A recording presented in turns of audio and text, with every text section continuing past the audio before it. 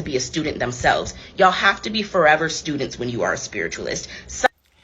And this is why I say you cannot have a strong spiritual practice that is grounded, that does not have a sound structural analysis attached to it. And this is because the structural analysis will help you understand why and how those who are oppressors, the first thing they did was come in and remove those who were being oppressed from their indigenous spiritual practices, because they understood that those spiritual practices were the source of, quite frankly, not just magic, but strength and resistance against oppressive systems. And this is why the first thing many people did was replace ancestral worship and veneration and the connection with primordial beings with the Christian white God that was patriarchal and domineering and hierarchical in nature. And this is again also why you see in history this kind of demonization and subjugation of indigenous spiritual practices, and that's because those who are speaking about this history can't comprehend it. And the Haitian Revolution is one big example of this. Let me explain.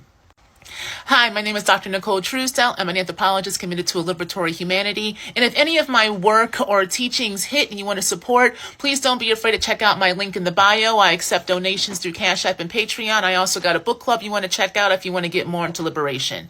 All right, now back to the content. The Haitian Revolution started August 21st, 1791, and lasted all the way to the beginning to the 1803.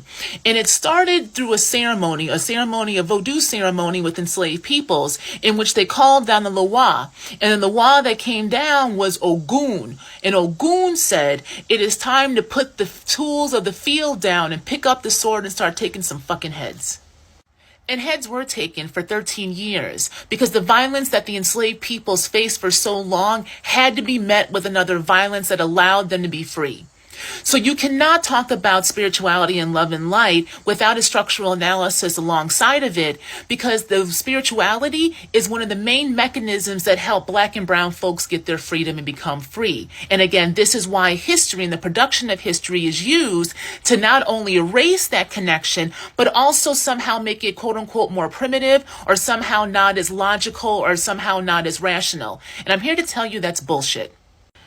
To learn more about this, I really recommend Silence in the Past, Power and Production of History by Michel Triot. He's a Black Haitian anthropologist who has passed, but his work really speaks really well of this. And if y'all are interested in me kind of giving you some highlights and discussing this more in a couple of TikToks, comment below and I'm happy to do a short series on it.